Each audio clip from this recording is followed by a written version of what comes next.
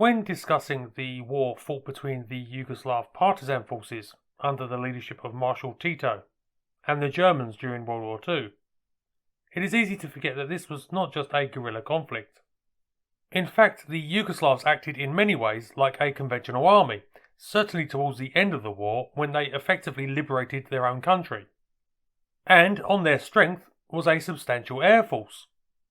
Set up during the war, the partisans had been equipped and trained by both the British and the Soviet Union, and operated a mix of types such as Spitfires, Hawker Hurricanes, and various models of the Russian Yak fighters. With the partisans liberating much of Yugoslavia in late 1944, early 45, to this could be added many German types such as the Bf-109G and Ju-87 Stukas. This mix of units was coalesced in January 1945 into a new Yugoslav Air Force, the JRV. Thus, the end of the Second World War saw the Yugoslavs in possession of an eclectic fighter fleet, but with a good number of well-trained personnel and plenty of combat experience. They moved rapidly to expand the new Air Force, setting up a military aviation academy and multiple aeronautics schools, as well as training more personnel and standardising on Russian designs.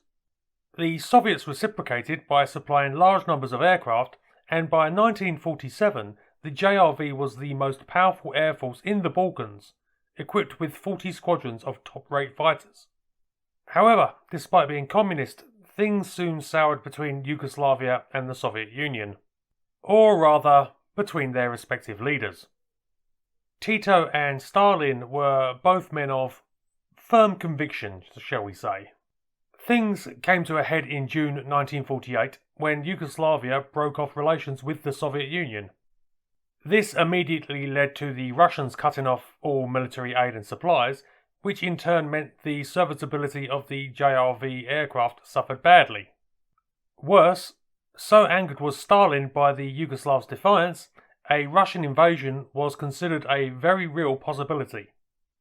Facing this prospect, and realising that they were very much on their own, the Yugoslavians did the only thing they could do. They built their own fighter, the Ikarus S-49. In this they were fortunate in that they had some of the groundwork laid. Before World War II, the Yugoslavs had a small aircraft design and manufacturing industry that had created an indigenous fighter, the IK-3. This saw some service and will probably get a video of its own one day, but needless to say, there were some native aero engineers still around who could dust off old plans and combine them with new ideas from the massive designs that the JRV had used in the previous couple of years.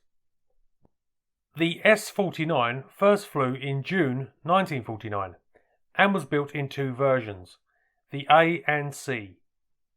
The S-49A was of mixed construction and used a Soviet VK-105 engine that produced 1300 horsepower and was the same as used in the Yak fighters.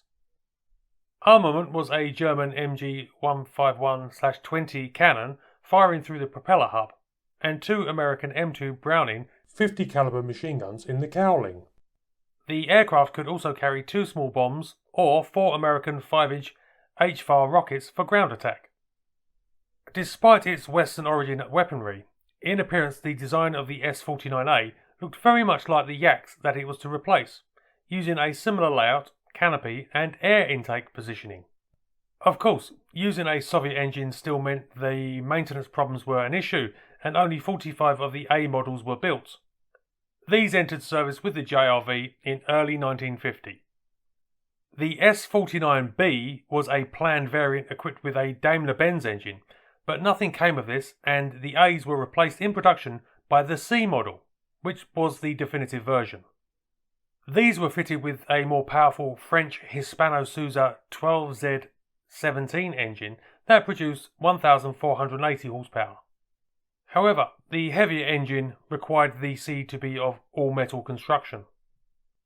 Armament was the same as the A model, and the S-49C was rated as having a top speed of 390 miles per hour.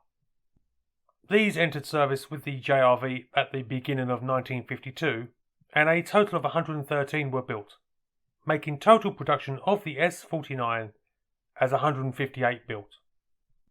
And it would almost certainly have been more, except circumstance. In 1951, as the S-49 project was really getting into its stride, the Yugoslavs reached out to the West and started receiving substantial shipments of British and American aircraft. And I do mean substantial.